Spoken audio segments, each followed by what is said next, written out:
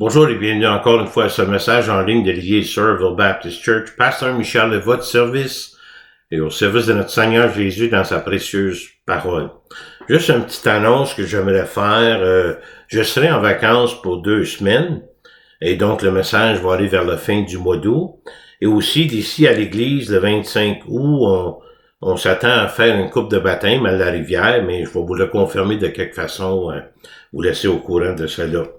Aussi, c'est jeudi après-midi, je suis en train d'enregistrer les 2 messages car j'ai des funérailles demain pour un ami, Warren Heath, que j'aime beaucoup. Et donc, je serai occupé demain à des funérailles. Et j'apprécierai vos prières pour cela. Avant de commencer, allons dans la prière devant notre Dieu. Seigneur Jésus, merci pour la foi qui est accessible à chacun de nous. De te faire confiance totalement, Seigneur, non seulement pour cette vie, mais pour l'avenir, pour l'éternité. Je prie, Seigneur, pour ceux qui sont à l'écoute, je te remercie pour leur fidélité, mais je te remercie surtout, Seigneur, pour ta parole et le trésor que cela nous représente. Seigneur, bénis chacun et sois avec nous, au nom précieux de Jésus. Amen. Une petite citation de Corrie ten Boom. La foi voit l'invisible, croit l'incroyable, et reçoit l'impossible. Notre message aujourd'hui, Hébreux, chapitre 11, 1 à 7, pour quelques semaines, ce serait le sujet de la foi. Qu'est-ce que la foi produit en nous? Qu'est-ce que la foi appliquée ou la foi en action chez nous? Qu'est-ce que cela peut nous donner comme privilège, comme bénédiction? Donc, les bénéfices de la foi salvatrice, la foi qui est placée en Christ, non seulement pour le salut, mais pour la vie présente. La semaine passée, dans Hébreux 10, 32-39, nous avons vu vivre par la foi, par l'obéissance et la persévérance, qui nous amène à l'endurance, en faisant la volonté de Dieu, ce qui s'avère être ce qu'il y a de mieux pour nous, peu importe à quel point cela peut être difficile. Ceux qui mettent leur foi en Dieu, et ceux qui appliquent leur foi de façon pratique, ceux qui donnent leur vie même pour se trouver au service de Dieu, en faisant confiance à Dieu pour tous les résultats. Comment décririez-vous votre foi? Ce qui est votre niveau de confiance en Dieu. Vous savez, la définition de la foi au quotidien, c'est placer sa confiance en quelqu'un ou quelque chose pour notre bien-être personnel. Pour que les choses se passent comme nous voulons et comme nous prévoyons.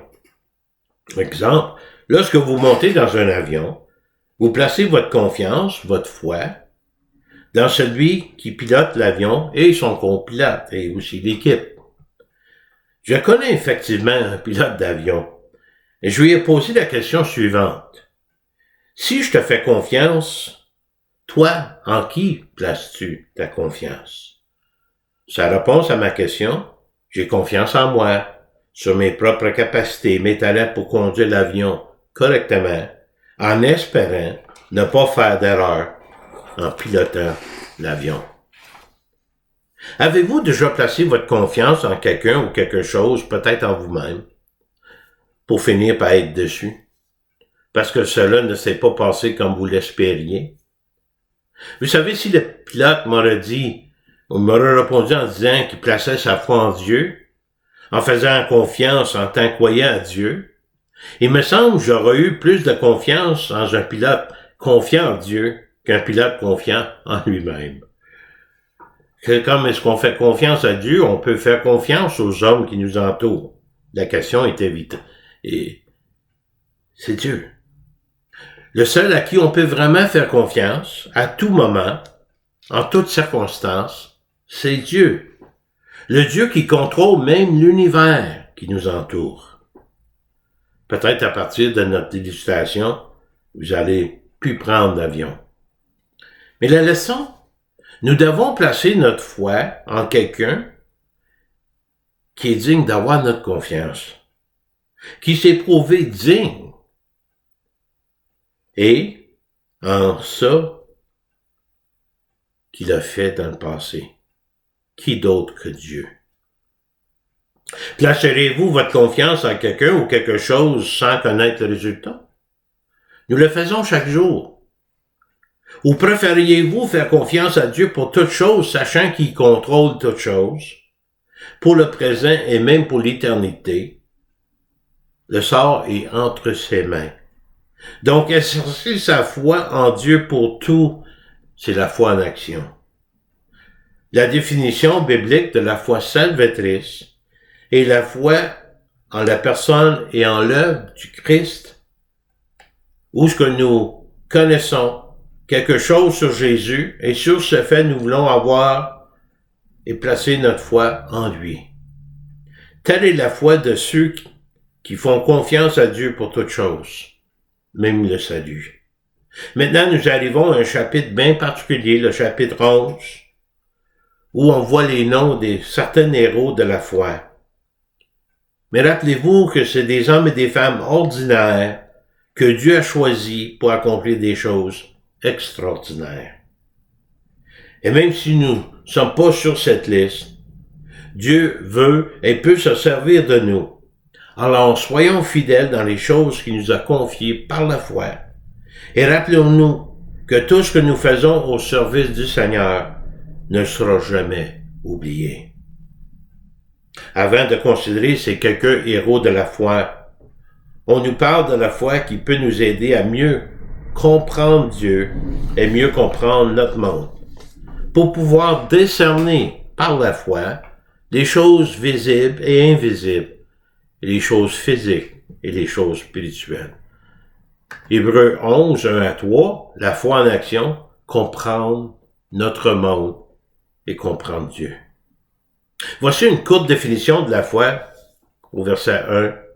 Or, la foi est une ferme assurance des choses qu'on espère, une démonstration de celles qu'on ne voit pas. Pour l'avoir possédé, les anciens ont obtenu un témoignage favorable. La foi est une ferme assurance d'abord. La foi est le sens qui nous donne la preuve du monde spirituel invisible, qu'il y a des choses que nous ne voyons pas, mais en qui nous croyons. Parfois, en demandant s'il y a plus que cette vie, ou on se pose la question, quel est le sens et la raison pour laquelle je suis là? Les anciens, les croyants qui nous ont précédés, vivaient par la foi. En faisant confiance à Dieu qu'ils ne pouvaient pas voir, espérant et recherchant des choses meilleures, leur vie était un bon témoignage de leur foi en un Dieu invisible. Un Dieu qui désire ardemment se révéler à l'humanité, et nous verrons comment dans Romains tantôt. L'illustration, comme avec la vue physique, avec nos propres yeux, cela produit une conviction, une preuve des choses visibles. Parce que je vois le soleil, je sais qu'il existe. Mais cela n'est pas une foi aveugle. La foi est l'élément aussi qui permet aux hommes de voir l'ordre invisible. Je vois la création, mais il y a quelque chose qui me dit qu'il y a quelque chose ou quelqu'un en arrière de cette création. Et je répète, cela n'est pas une foi aveugle, mais plutôt une foi logique. Exemple, lorsque nous considérons la création avec des yeux, nous le voyons, et encore là de façon limitée, parce qu'il y a beaucoup de la création, l'univers, que nous ne voyons pas, mais nous croyons qu'il est là. Logiquement, par la foi, nous pouvons raisonner et savoir avec certitude qu'il y a un être supérieur à cause de la création que nous voyons. Et même que Dieu existe. Verset 3. C'est par la foi que nous reconnaissons que le monde a été formé par la parole de Dieu, en sorte de ce qu'on voit n'a pas été fait de choses visibles. Laissez-moi vous l'expliquer.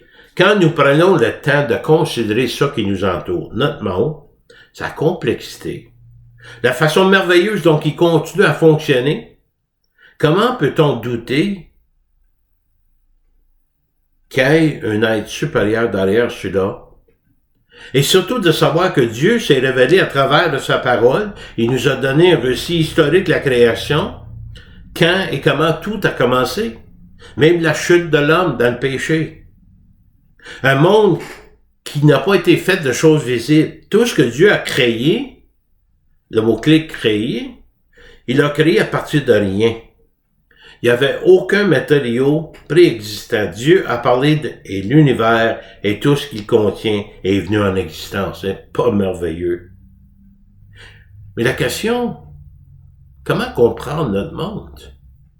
Pour ceux qui ne croient pas en Dieu ou qui ne croient pas que Dieu a fait la création, comment l'homme réagit à cela? Je veux passer un peu de temps dans Romains et Paul nous parle ici. Et nous donne une information assez importante concernant Dieu et l'homme. L'homme qui se trouve la plupart du temps, et maintenant, dans notre monde d'aujourd'hui, carrément en rébellion. L'homme refuse de croire qu'il y a un Dieu ou de croire en Dieu, spécifiquement, ayant sa propre explication du monde. Parfois, c'est comme l'homme, il se vante comme si c'était lui qui l'a créé. Nous autres, on a juste défait et déformer le monde. La colère de Dieu se révèle du ciel contre toute impiété et toute injustice des hommes qui retiennent injustement la vérité captive. Et ça qu'on peut connaître de Dieu est manifeste pour eux, Dieu le leur ayant fait connaître. Boy, toute une déclaration ici. Pourquoi que Dieu et dans la colère, d'abord la chute de l'homme dans le péché, en désobéissance, mais la suppression distincte et intentionnelle de la vérité de Dieu. Ce qui est manifeste en eux, ce que Dieu leur a montré, comment la pensée de Dieu a été placée dans le cœur de l'homme. Mais là, l'homme ne reconnaît pas ce fait, il remplace la vérité par ses mensonges. Mais comment? Il a juste un droit dans le péché, l'injustice. Les hommes ne peuvent accuser Dieu de se cacher d'eux et en excusant leur irréligieux, leur morale ou l'immoralité. Il ne peut pas dire, mais Dieu nous a pas avertis concernant. Dieu nous avertit dès le début. Vivent comme s'il n'y avait pas de Dieu. Ils sont donc irresponsables. Et au lieu de considérer Dieu et de suivre leur propre cœur, Dieu les a créés avec l'essence de Dieu, même de l'éternité en eux. Mais ils ignorent cela et ils ne vivent pas comme Dieu l'a commandé, ils vivent comme bon leur semble. Vous savez, il faut plus de foi, qui est en fait une foi aveugle, pour ne pas croire la vérité. Et de croire que le monde s'est produit tout seul, comme exemple, en effet, accordé à l'évolution, théorie du Big Bang. Tout a tombé en place tout seul. Il n'y a pas de Dieu, il n'y a pas d'être supérieur, et l'homme a juste à en profiter. C'est un des plus grands mensonges, surtout quand Dieu nous donne le récit de la création au début de sa parole dans la Bible. Et aussi la révélation générale de Dieu nous est donnée par la création elle-même. Regardez au verset 20. En effet, les perfections invisibles de Dieu, sa puissance éternelle, sa divinité, se voient comme à l'œil. Depuis la création du monde, quand on les considère dans ses ouvrages, ils sont donc inexcusables. Dieu s'est révélé à la fois dans la création et dans l'esprit, le cœur de l'homme. Même ses attributs invisibles sont clairement visibles quand tu le considères. Et par la foi, tu peux voir les choses invisibles. Et de voir sa puissance, sa nature divine à travers la création, par les choses qui sont faites par lui. Même à travers de notre corps humain, son fonctionnement et tout le reste. La complexité, la beauté. Donc, le caractère universel de cette révélation et sa clarté laisse l'homme sans excuse pour rejeter la vérité. Mais en rejetant ce que Dieu a révélé et de supprimer la vérité de Dieu, l'homme est laissé à sa propre folie. Pensez-vous qu'on ne voit pas la folie de l'homme dans le monde d'aujourd'hui? Puisque, ayant connu Dieu, parce que c'était dans leur esprit, ils ne l'ont point glorifié comme Dieu, ils ont point rendu grâce, mais ils se sont égarés dans leurs pensées et leur cœur, sans intelligence, a été plongé dans les ténèbres. À quel point notre monde aujourd'hui agit-il de façon illogique, ne voulant pas reconnaître qui est Dieu, aucun désir même de le considérer, en s'éloignant de plus en plus de Dieu et de la raison logique. La raison pourquoi l'homme a été créé en premier lieu, c'est la reconnaissance envers Dieu. Chaque battement de cœur, chaque souffle que je prends, c'est grâce à lui. Quand que lui va décider, c'est fini, ça va être fini. Donc, on a été créés pour vivre en parfaite harmonie avec son Créateur, comme le Jardin d'Éden, et de vivre en harmonie les uns avec les autres. Cela est impossible sans Jésus-Christ, et notre foi placée en lui peut nous mettre sur la bonne voie. Le refus de Dieu le dirige vers la condamnation éternelle, loin du salut pour leur âme. Et voici les paroles de Paul encore dans Romains 1, 16 et 17. « Car je n'ai point honte de l'Évangile, c'est une puissance de Dieu, comme la création est une puissance de Dieu pour le salut de quiconque croit, du juif premièrement, puis du grec. Parce qu'en lui est révélée la justice de Dieu, par la foi et pour la foi, selon ce qui est écrit, le juste vivra par la foi. » On vit en ayant confiance dans un Dieu que nous ne voyons pas, mais un Dieu qu'on sait qu'il existe, par la manière qu'il nous a fait, c'est dans notre cœur, c'est dans notre esprit, parce qu'on était créé pour avoir une relation avec Dieu. Et ça devrait nous manquer à un moment donné. La question, êtes-vous parvenu à la connaissance de Dieu, au point de confesser vos péchés, d'accepter son pardon, pour ensuite recevoir la vie éternelle? La foi consiste en une espérance persistante dans les promesses de Dieu, menant au salut, et ça que ça produit, l'assurance et la conviction pour le croyant. La foi n'est pas une simple croyance ou une compréhension purement intellectuelle. La foi qui sauve, la foi en Christ seul, pour notre bien-être physique et spirituel. C'est une volonté de faire confiance, de s'appuyer et de s'accrocher à Dieu, tout simplement. Quelle plus belle façon de démontrer que nous avons la foi en Dieu qui est invisible. Mais Dieu qui s'est rendu visible en son Fils Jésus-Christ en venant sur la terre. Et même quand il était visible, ils l'ont pas cru. Ils l'ont crucifié. Puis on est redevable pour cela, nous autres aussi. Donc, la foi en action, appliquée, la foi qui nous vient de Dieu, aide à comprendre notre monde et même comprendre Dieu. Maintenant, voici quelques exemples de croyants dans les versets suivants. Tous avaient des circonstances, des personnalités différentes, mais ils avaient toutes une chose en commun, la foi en Dieu. Au verset 4 et 6, la foi en action, c'est de plaire à Dieu. L'auteur d'Hébreux donne des exemples de la foi mise en action. Ceux qui ont appliqué la foi en Dieu, qui ont été les vainqueurs par leur foi en Dieu, pour nous servir d'exemple aujourd'hui. Nous lisons comment ils ont démontré la foi en l'appliquant de manière pratique, en suivant la parole de Dieu, conseil et la direction de Dieu. Il y a eu la foi qui s'est montrée dès le début, qui a donné un bon témoignage à celui qui est mentionné au verset 4. En réalité, c'était le premier sacrifice pour le péché, même avant que la loi de Moïse concernant les sacrifices pour le péché soit donnée. Regardez au verset 4. Car c'est par la foi qu'Abel offrit à Dieu un sacrifice plus excellent que celui de Caïn, et c'est par elle qu'il fut déclaré juste. Dieu approuvant ses offrandes, et c'est par elle qu'il parle encore, quoique mort, même s'il est mort aujourd'hui, ça a été écrit dans la parole de Dieu, tellement que c'était quelque chose qui plaisait à Dieu.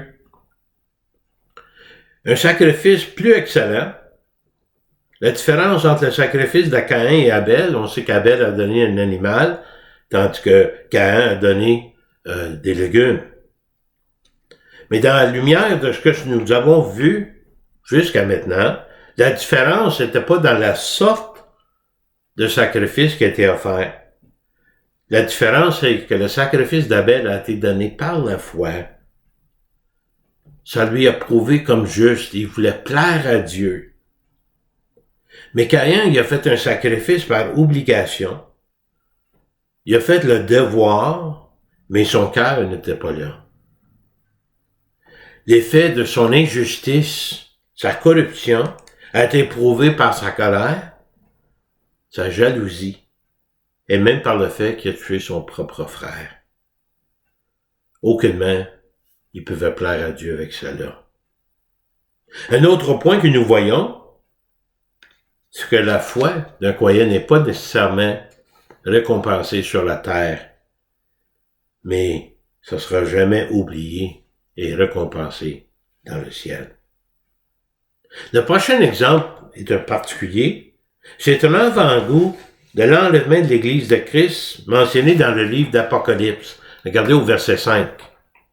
C'est par la foi qu'Enoch fut enlevé pour qu'il ne vit point la mort. Quelle grâce! Et qu'il n'apparut plus parce que Dieu l'avait enlevé, car avant son enlèvement, il avait reçu le témoignage qu'il était agréable à Dieu. C'est par la foi qu'il a été amené, à cause de sa foi, son témoignage a plu à Dieu. Il voulait plaire à Dieu. Ce genre de communion avec Dieu non seulement plaisait à Dieu, mais en plaisant à Dieu, Enoch accomplissait le but pour lequel l'homme avait été créé d'abord. Jusqu'à quel point? La foi en action qui plaît à Dieu devient une foi salvatrice parce qu'on croit en Dieu, mais on fait confiance pour toutes choses. Pas juste pour cette vie, mais pour l'éternité. Mais regardez les conditions au verset 6. Or, sans la foi, il est impossible de lui être agréable. Car il faut que celui qui s'approche de Dieu croit que Dieu existe et qu'il est le rémunérateur de ceux qui le cherchent. C'est ce qu'on est en train de dire. Sans la foi, tu peux pas plaire à Dieu. Même si tu donnais les plus grandes offrandes et sacrifices, si ton cœur n'est pas là, si tu considères pas Dieu, si tu veux pas lui faire plaisir, ça ne marchera pas. Mais n'oublie pas que Dieu a placé le potentiel de la foi en chaque homme et femme, et soit qu'il est appliqué ou rejeté. Les principaux éléments essentiels pour la foi, c'est croire d'abord que Dieu existe et vivre en conséquence, de vouloir connaître ce Dieu et de savoir que Dieu va récompenser ceux qui croient en lui, mais qui désirent de le connaître. Nous devons croire que Dieu est là et qu'il se révélera au cœur qui cherche. Et la récompense ultime de la recherche de Dieu, c'est de trouver et de vivre une relation personnelle avec lui à travers son Fils Jésus-Christ. C'est lorsque la foi devient une foi salvatrice. Psaume 9:11. Ceux qui connaissent ton nom se confient en toi, car tu n'abandonnes pas ceux qui te cherchent, ô Éternel. Celui qui cogne, j'ouvrirai. Celui qui cherche, il t'ouvrira. Donc la foi en action d'abord pour plaire à Dieu.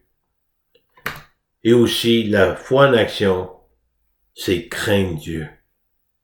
La foi et la confiance nous conduisent à des mesures appropriées qui se manifestent par le désir de comprendre, de plaire et même de craindre Dieu. Noé, première partie du verset 7, c'est par la foi que Noé, divinement averti des choses qu'on ne voyait pas encore, est saisi d'une crainte respectueuse. Noé a reçu un avertissement de Dieu, et dans ce cas, concernant un jugement sur le monde. Noé a été averti de quelque chose qui s'était jamais produit auparavant. Sa foi s'est montrée, non seulement dans sa conviction que le déluge viendrait, comme Dieu l'a annoncé, mais en faisant ce que Dieu lui a dit de faire concernant le déluge. D'abord, pour avertir les autres du jugement à venir, qu'ils puissent se préparer eux aussi. Mais la crainte de Dieu accompagnait sa foi, étant un respect immense envers Dieu. De connaître et faire confiance à la parole de Dieu et d'agir en conséquence. Écoutez Dieu attentivement. Vous pouvez le faire. Ou vous pouvez aussi l'ignorer totalement. Qu'est-ce que Proverbe nous dit? J'ai 4 proverbes. La crainte de l'Éternel est le commencement de la science, la connaissance. Les insensés méprisent la sagesse et l'instruction. Résistez à l'orgueil, soyez humble de cœur, ne sois point sage à tes propres yeux. Crains l'Éternel et détourne-toi du mal. Et la vraie sagesse qui vient de Dieu, c'est de le connaître en suivant ses voies. Le commencement de la sagesse, c'est la crainte de l'Éternel, et la science des saints, c'est l'intelligence. Paul dit que nous recevons en Christ même des pensées de Christ. La crainte de l'Éternel augmente les jours, mais les années des méchants sont abrégées. Donc Noé construisit une arche pour sauver sa famille. C'est par elle qu'il condamna le monde et devient héritier de la justice qui s'obtient par la foi. Sa foi l'a amené à construire une arche. Certainement, il a fait face aux doutes des gens autour de lui, qui se moquaient de lui, qui croyaient qu'il s'agissait comme un fou, aucun raisonnement logique. Mais sa foi, elle est démontrée par sa crainte, le fait qu'il croyait que Dieu allait faire ce qu'il a annoncé. Noé sera l'un des 8 personnes sauvées de toute la population à ce moment-là de la terre. La faveur que Dieu lui a faite, il l'a averti, et par la foi, il a obéi. Il a craint Dieu, il a trouvé la faveur de Dieu, et sa famille a été sauvée. 8 personnes. Et c'est la même pour nous, vers la fin des temps. On peut annoncer ce qui est annoncé dans Apocalypse, dans le but d'être prêt et dans le but d'avertir les autres pour qu'ils se préparent eux aussi. La bonne conduite de ceux qui craignent Dieu, même sans aucune prédication, peut ressembler à une condamnation pour le monde, rendant le croyant très impopulaire. Quand ils vous voient faire des bonnes œuvres pour le nom de Jésus, ou même de parler de Jésus, ça les frustre. Et encore une fois, remarquez, quand vous parlez de l'Apocalypse, les gens montrent une certaine peur de ce qui va se passer, parce qu'ils ne connaissent pas les détails et l'étendue de la destruction, encore moins le sort qui les attend. Il y a une peur, mais pas une peur de Dieu, pas une crainte de Dieu. Malheureusement, cette crainte ne semble pas suffisante pour eux de les amener à craindre Dieu, d'imaginer la réalité du jugement de Dieu et de se repentir. Donc, la foi en action, craindre Dieu. Vous savez, la foi est comme un bateau accompagné de 2 volets. Un bateau qui a 2 rames. Si on compare ça à la foi, une rame, c'est la foi, l'autre, c'est les œuvres. Si j'ai juste la foi et puis je commence à pédaler, je vais aller en cercle, tourner en rond, mais je n'irai pas nulle part. Pour être équilibré, foi, œuvre. J'y crois, je vais le faire, je vais obéir. Et c'est là qu'on avance dans la foi. C'est comme ça qu'on arrive au bon port. Et ça prend les 2 éléments, la foi et les bonnes œuvres qu'il nous a préparées pour nous. La question qu'on doit se poser, Timothy Keller nous la pose. Êtes-vous entré dans la foi chrétienne pour servir Dieu ou pour que Dieu vous serve? Intéressant, hein? J'ai choisi un verset dans Jacques 2, 17 et 18. La foi en action fait quoi? Il en est ainsi de la foi, si elle n'a pas les œuvres, elle est morte en elle-même.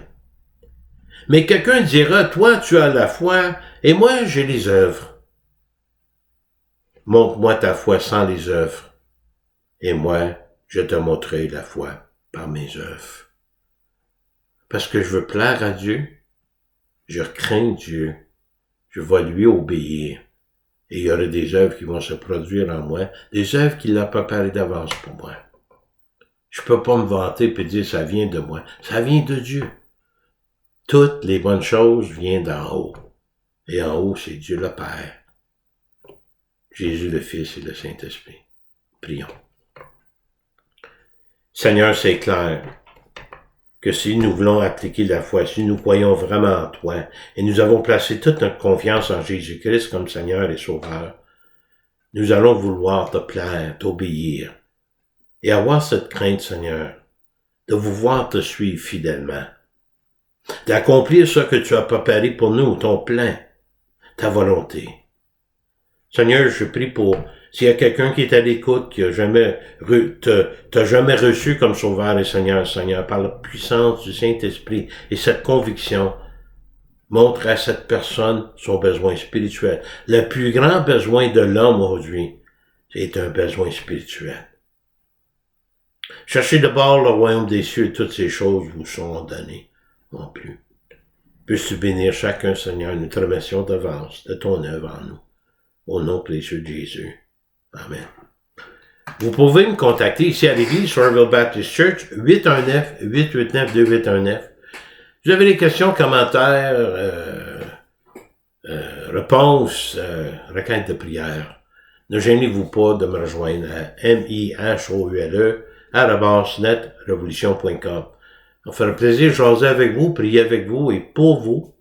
Et en attendant, n'oubliez pas, je suis en vacances pour 2 semaines, on va vous recontacter.